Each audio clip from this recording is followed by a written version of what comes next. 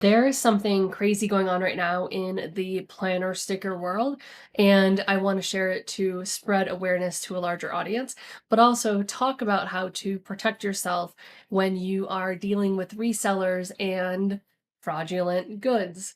Yeah, we have a little counterfeit ring happening. I made a deck to help explain it because it gets a bit messy. Let me switch to the deck view. Bam! Opening though, let me go over here. Big thank you to Jenna and Lena because they did a ton of work helping expose this and make sure that everyone who's impacted in the specific buy sell trade groups that this person's been active in are aware of it. They're also though active on Etsy, Mercari, probably eBay and others. I personally also resell stuff when I'm not going to use it. And I can tell you I'm in a lot of groups too, and so I'm sure that they are on other platforms in other areas. What happened specifically deals with the Coffee Monsters Co. Now, if you are not familiar with TCMC, it is a beloved stationery brand. It was started by Helen. She makes stickers. She'll do like monthly store drops, and they almost always sell out. She has amazing washies. They're just, it's great. It's great stuff. It's adorable. It's a very highly engaged audience too. She has a Facebook group where she shares what's coming up. People love Helen. They want to protect her. And a majority of the conversation around this is outcry because Helen is essentially being robbed of actual real money by these individuals, in addition to, as an artist, seeing someone take your work and pass it off as their own product, essentially. So, for those who are not familiar with the Coffee Monsters Co. They sell the sticker sheets we're talking about, specifically sell for around $3 on her website, on Helen's site, maybe $3.50, $4 for some of the larger ones, but they average about $3. And when you look at the buy sell trade groups, oftentimes people are selling them at face value if the sticker sheet is complete. So they're not losing a bunch of money in it, but they're also, and I think it's because the community is so strong, people aren't price gouging one another. Now, if you go and look on eBay, Mercari, other sites, you're going to see the sticker sheets, which sell for, again, about $3 on the main site. They're going to be selling for 4, 5, 6, depending on if they're sold out, if they have ever been brought back, a lot of other factors. But on Facebook Marketplace, which is where a lot of this comes from, Facebook buy sell trade groups, where a lot of this comes from, typically people are selling on par with what it would actually cost to buy the product. They're not charging a ton more. You may be thinking, it's $3. How big can this be? Essentially, what's been exposed over the last couple days is a counterfeit ring where this group of individuals, up here, wherever I'm pointing, this group of individuals have been literally making the sticker sheets. And a lot of them look really good. Now, the people have gone through and they sleuthed and they figured out how to identify the fraudulent ones versus the real ones. Sometimes there's things that are a little more obvious with gives, but when you're looking at them just like face to face comparing them, they often look identical. But they are not from Helen, they're not authentic sticker sheets. It came out, people were specifically concerned about a couple people where it became obvious that they were selling counterfeit goods. And as people did more investigating, it turned out all these people are the same person. What makes this even more loony is the person behind all this is an admin in one of the buy sell trade groups that is specific around the Coffee Monsters Co.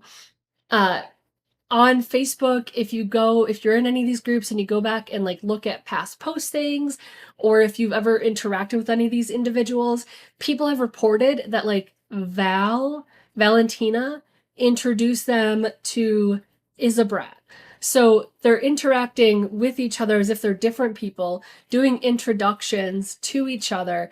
When you look in some of the conversation and comments, they're commenting on each other's stuff, they're defending each other, acting like they're all these individual separate people, but really it's just one person, which is kind of crazy. Evidence to confirm that these are the same person is everything is going to essentially the same PayPal name and address, And then when people are receiving the actual packages, it's either a street address or it's a P.O. box. And the P.O. box is registered to the husband of the person who is doing this. So even if you ordered from 2 different people on this list, you're likely getting packages that are in the same packaging from the same address. So it's pretty visible. Now, over time, there started to be conversations in private chats where the is a brat person, for example, said, "Oh yeah, just so you know, like my friend made these die cuts, but they look really good." So they did a little bit of admitting to what was going on, but not taking actual responsibility for it. One red flag that came up too, which was called out by a couple different users, is that when they receive the PayPal invoice, so on buy sell trade groups, if you're selling something and you're going to pay via PayPal, the person selling it will send you a PayPal invoice and then you'll pay for it. The scammer insisted on people sending money, friends and family, instead of for goods and services. When you send it via friend and family, same thing on Venmo, you have different protections than if you send it actually as goods and services and mark it as a business transaction. So this whole thing, to add another layer, has been going on since 2023 or maybe even earlier. There are accounts that this person or this person in these different personas was their activity was made aware to the TheCoffeeMonsterzCo as early as like beginning of 2024, potentially in 2023. So it's been on their radar for a while that this is one of, which is probably many counterfeiters out there that are selling these fake stickers and sticker sheets, which is crazy. It's been going on for years. The sticker sheets are the big one that's at risk. Now, there's been conversation.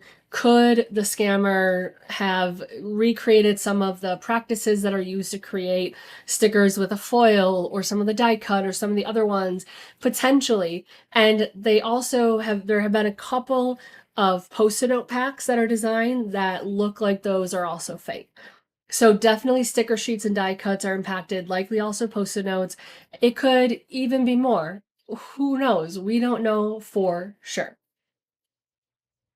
Also, this person who's admin of a Facebook group was essentially selling coaching or programming on how to teaching someone to be a reseller too, which is fucked up. Like I don't know, did they include in their reseller education how to reproduce and make counterfeit goods? Probably not. So, with all this, you may be thinking, well, hey, Jess, you said it's like $3 per sticker sheet. It can't really be that much.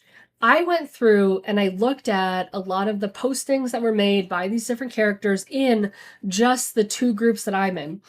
And if they sold everything they posted, and I only went back like a year and a half, well over $10,000 sold of fake goods. So I recognize it's a $3 sticker sheet. It's not insignificant. And I included in here some captions that you can see of individuals where they were saying like, I bought over $500.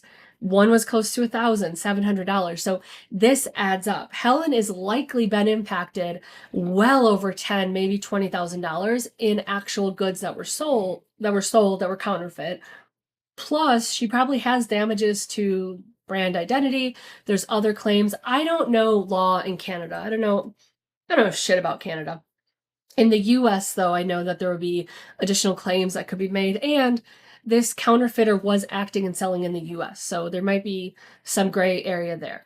I would think that Helen's likely taking action because this is not immaterial, like this is a decent amount. Hopefully she'll be able to recuperate or at least stop this fraudulent activity.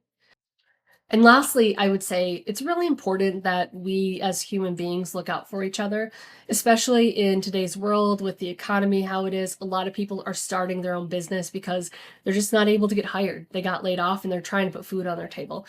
It's really important that we look out for each other. And if you see an artist whose content is being ripped off or stolen, if you see someone that's selling counterfeit goods, like in this case, say something because it is our responsibility to look out for each other.